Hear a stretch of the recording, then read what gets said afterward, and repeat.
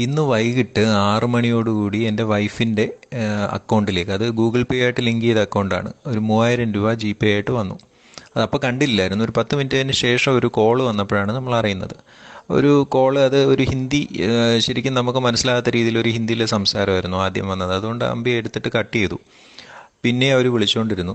അങ്ങനെ പിന്നെ ഞാൻ ഫോൺ എടുത്തു. അപ്പോൾ അവരെ പറഞ്ഞത്, അവർ മിസ്റ്റേക്കൺലി നമ്മുടെ അക്കൗണ്ടിലോട്ടൊരു 3000 രൂപ ഇട്ടിട്ടുണ്ട്, അത് ഉടനെ തിരിച്ചു കൊടുക്കണം എന്ന് പറഞ്ഞു. അപ്പോൾ നമ്മൾ ഈ സ്പാമിൻ്റെ കാര്യമൊക്കെ കേട്ടുകൊണ്ടിരിക്കുന്നതുകൊണ്ട് തന്നെ ഞാൻ പറഞ്ഞു അത് ബുദ്ധിമുട്ടാണ്, അറിയാത്തവരൊക്കെ ഇടാൻ പറ്റില്ല എന്ന് പറഞ്ഞു. എന്ന് പറഞ്ഞ് ഞാൻ ഫോൺ കട്ട് ചെയ്തു. വീണ്ടും വിളിച്ചുകൊണ്ടിരിക്കുന്നു. പിന്നെ കുറേ തവണയായപ്പോൾ ഞാൻ വീണ്ടും ഫോൺ എടുത്തപ്പോൾ ഉടനെ അയാൾ പറയുന്നത് ഹിന്ദി മാറിയിട്ട് ഇംഗ്ലീഷായി. ഞാൻ തമിഴ്നാട് സ്റ്റേറ്റിലെ ഒരു SI ആണ് സംസാരിക്കുന്നത്. അല്ല, ആദ്യം SI എന്നല്ല പറഞ്ഞത്, ഞാൻ തമിഴ്നാട് സ്റ്റേറ്റ് പോലീസിലെ ഒരാളാണ് സംസാരിക്കുന്നത്. നിങ്ങളുടെ അക്കൗണ്ടിലേക്ക് ഇന്ന ഒരാളുടെ പേര് പറഞ്ഞിട്ട് അയാളുടെ അക്കൗണ്ടിൽ നിന്ന് 3000 രൂപ വന്നിട്ടുണ്ട്, അത് ഉടനെ തിരിച്ചു കൊടുക്കണം. അപ്പോൾ ഞാനപ്പോൾ ചോദിച്ചു, എന്താണ് നിങ്ങളുടെ റാങ്ക്, എന്താണ് നിങ്ങളുടെ ID എന്നൊക്കെ ചോദിച്ചു. അപ്പോൾ ഞാൻ SI ആണ്, തമിഴ്നാട് പോലീസിലെ SI ആണ്. ഞാൻ പറഞ്ഞു, സാർ അങ്ങനെ തിരിച്ചയക്കാൻ പറ്റില്ല, നമുക്കറിയാത്തൊരു അക്കൗണ്ടിലേക്ക് ഇടാൻ പറ്റില്ല എന്ന് പറഞ്ഞ് ഞാൻ വീണ്ടും ഫോൺ കട്ട് ചെയ്തു. അതിങ്ങനെ വിളി വന്നുകൊണ്ടേയിരിക്കുക, ശല്യം പോലെ വന്നുകൊണ്ടിരിക്കുക.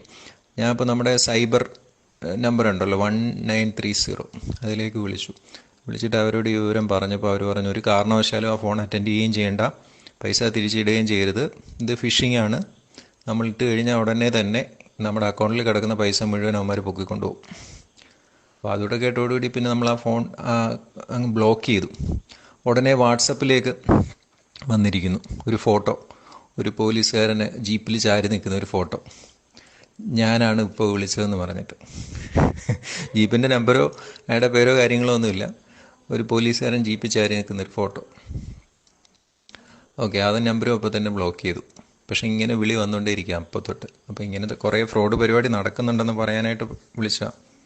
എല്ലാവരും ഒന്ന് ശ്രദ്ധിച്ചിരിക്കുന്നതല്ല, നമ്മൾ ഇവരെ ഇങ്ങനെ ശല്യം സഹിക്കാൻ വയ്യാതെ ചിലപ്പോൾ നമ്മൾ പൈസ തിരിച്ചിട്ട് കൊടുക്കും, നമ്മളുടെ അല്ലല്ലോ എന്ന് വിചാരിച്ചിട്ട്. പക്ഷേ അത് ഭയങ്കര അപകടമാണെന്ന് മറ്റേ സൈബർ സെക്യൂരിറ്റിക്കാർ പറഞ്ഞിട്ടുണ്ട്. അപ്പോൾ ആർക്കെങ്കിലും ഇങ്ങനെ വരികയാണെങ്കിൽ ശ്രദ്ധിച്ചോളുക.